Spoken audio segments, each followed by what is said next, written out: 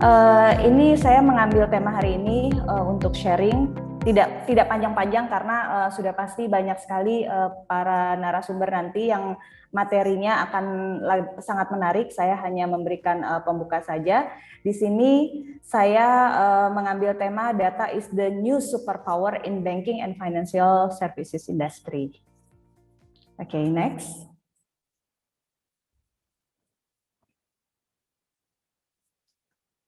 Slide selanjutnya. Oke, di slide ini ada beberapa, saya put di sini ada beberapa gambar, yaitu ada proses supply chain, ada proses transaksi e-commerce, dan juga segala macam, di mana segala activity ini bisa memiliki data. Semua activity di sini adalah menghasilkan data. Bisa kita bayangkan jika kita memiliki kemampuan untuk melihat segalanya, di mana saja dan kapan saja. Pada saat interaksi dengan pelanggan, kita memindahkan bagian dalam rantai pasokan kita, kemudian transaksi keuangan yang dilakukan dimanapun di seluruh dunia, itu in our hand gitu ya. Dan juga bisa kita bayangkan jika kita bisa melakukan memproses analisanya dengan secara instan dan menggunakan insight-nya untuk dapat meningkatkan layanan untuk pelanggan, membangun produk lebih cepat, dan tentu saja bisa mendeteksi fraud lebih dini. Selain itu, kita juga bisa melihat ke depan gitu ya, memberikan kita kemampuan untuk bereaksi terhadap suatu peristiwa bahkan sebelum peristiwa itu terjadi. Misalnya untuk menghentikan chain pelanggan, untuk mencegah kecelakaan, untuk memprediksi dan menghentikan kegagalan finansial. Dan alangkah amazingnya gitu ya jika analitik ini bisa membuka aliran pendapatan yang benar-benar baru untuk kita dan area baru. Nah, sehingga mengapa saya bilang sudah sepantasnya kita bilang adalah data merupakan new superpower. Dan good news-nya lagi, belakangan ini kita sudah bukan merupakan suatu hayalan lagi bahwa superpower ini bisa kita miliki, gitu ya. Jadi dengan cara yaitu melakukan data analitik. Dan data-data ini mengalir setiap harinya di proses bisnis yang Bapak Ibu miliki. Nah, itu adalah aset yang sangat luar biasa yang sudah kita miliki. Oke, selanjutnya. Nah, ini di slide ini saya ingin menginformasikan bagaimana data analitik bisa meningkatkan bisnis Anda. Yang pertama adalah membuat keputusan dengan berdasarkan data. Jadi semua keputusan yang kita ambil, keputusan bisnis yang kita ambil adalah berdasarkan bukti nyata, yaitu yang terpampang di data-data yang kita miliki, bukan berdasarkan intuisi lagi. Yang kedua, kembangkan bisnis Anda dan temukan peluang baru. Dengan adanya data analitik ini, kita bisa dengan cepat mengidentifikasi pasar di masa yang akan datang dan area terbaik untuk melakukan investasi baru. Selain itu juga dapat mendorong pertumbuhan melalui model penetapan harga strategis dan pemasaran yang berbasiskan akan data. Yang ketiga, ciptakan organisasi yang lebih efisien dan lebih cerdas. Seperti apa itu? Jadi dengan data analitik ini dapat memprediksi dan mengantisipasi dampak ekonomi, pasar, regulasi, kekuatan pada strategi dan hasil bisnis. Jadi menggunakan otomatisasi dan software statistik yang mutakhir untuk menangani dan menganalisa volume data yang sangat besar. Dan yang keempat pastinya data analitik ini bisa memanage risiko dan regulasi. Oke. Nah, untuk saya yakin sebagian besar Bapak dan Ibu sekalian sudah sangat familiar dengan jargon-jargon data, unlock your data. Nah, di sini saya hanya ingin mengulas sedikit dalam slide ini, unlock your data possibility. Jadi dalam slide ini saya membagi 3 bagian besar dalam proses data analitik. Yang pertama adalah bagian dari discovery. Adapun pada tahapan discovery ini ada 3 poin yang harus kita perhatikan, yaitu yang pertama discover, yaitu menemukan nilai yang ada dalam data kita. Yang kedua, trust. Apakah kita sudah bisa apakah data yang kita miliki tersebut sudah valid? Dan yang ketiga adalah data yang kita miliki tersebut apakah sudah dapat menggambarkan apa yang terjadi dalam bisnis kita dan mengapa peristiwa-peristiwa itu bisa terjadi. Nah, setelah tahapan discovery, kemudian ada tahapan selanjutnya yaitu tahapan insight.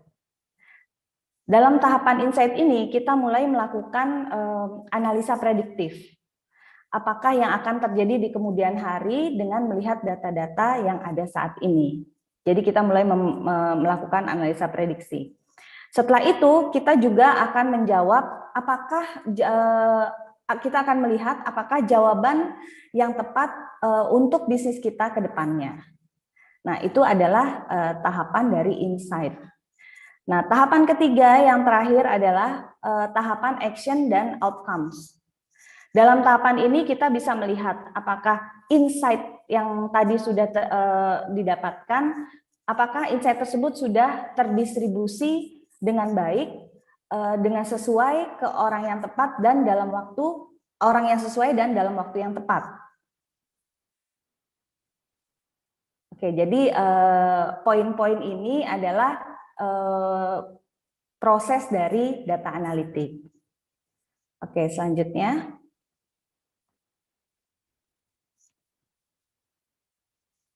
Nah, karena tema hari ini teman-teman kita dari Cybertrend memiliki melakukan webinar dengan Banking and FSI series.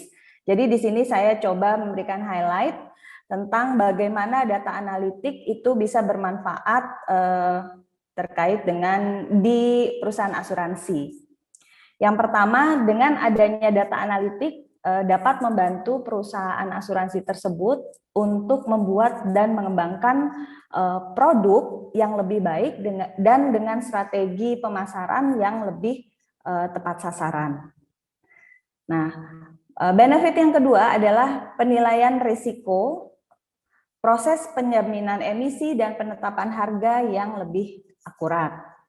Yang ketiga adalah dengan bantuan data analitik juga, maka perusahaan dapat memberikan komitmen yang lebih kuat untuk dapat membantu pelanggan.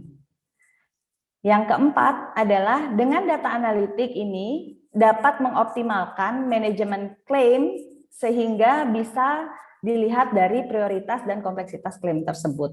Nah, ini adalah empat keunggulan ya, benefit ya untuk perusahaan asuransi. Tapi tidak menutup kemungkinan masih ada lagi benefit-benefit lainnya jika perusahaan tersebut atau perusahaan asuransi tersebut sudah mengimplementasikan data analitik ini. Oke, in the next slide. Nah, ini adalah bagaimana data analitik bisa memberikan manfaat di banking industry. Nah, dengan saya lihat di sini juga Bapak-bapak dan Ibu sekalian juga ada banyak yang dari banking ya Bapak dan Ibu, dan saya yakin banking ini juga merupakan salah satu industri yang sangat melek akan data saat ini, karena tidak menutup kemungkinan bahwa tren teknologi saat ini atau tren market saat ini juga mau tidak mau menjadikan para industri banking ini berakselerasi untuk menerapkan data analitik.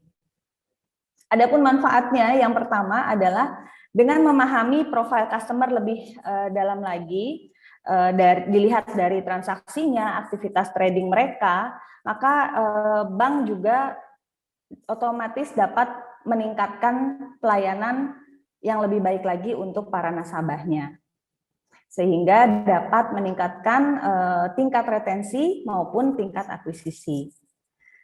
Yang kedua adalah dengan adanya data analytics system ini dapat memberikan early warning, fraud detection, dan juga data collection.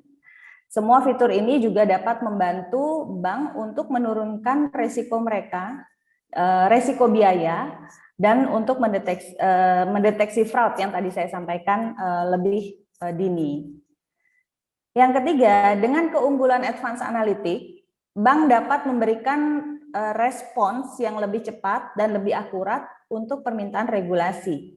Selain itu, hasil analisa data ini juga dapat mendasari keputusan yang diambil dalam aktivitas bank sehari-hari. Misalnya, penempatan ATM dan counter yang lebih tepat. Ini juga bisa dilakukan merupakan bagian dari data analitik. Dan juga berapa banyak uang tunai yang harus disediakan dalam ATM tersebut. Oke, yang keempat, dengan adanya data analitik akan memungkinkan bank untuk mengembangkan bisnis model yang baru dan juga dapat menemukan sumber pendapatan baru. Yang kelima, di era transformasi digital ini banyak sekali, mungkin sekarang bisa dikatakan 90% ya orang melakukan transaksi online melalui gadget, melalui smartphone ataupun melalui laptop. Nah, dengan menganalisa data secara real time, maka bank juga dapat meningkatkan servicesnya dengan mengetahui kebutuhan nasabahnya. Itu pun dapat diperoleh melalui analisa-analisa data tersebut.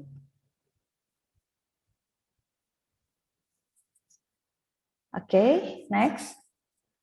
Nah, ini adalah slide terakhir saya. Jadi, kalau tadi kita sudah bicara data analitik, di sini saya ingin memberikan kesimpulan gitu ya. Jadi, apa sih kunci sukses dari suatu perusahaan untuk menerapkan data analitik? Ada dua yang harus diperhatikan. Yang pertama pastinya teknologi. Pemilihan teknologi itu sangat penting dan harus sesuai dengan kebutuhan bisnis perusahaan Bapak dan Ibu sekalian. Yang kedua adalah people.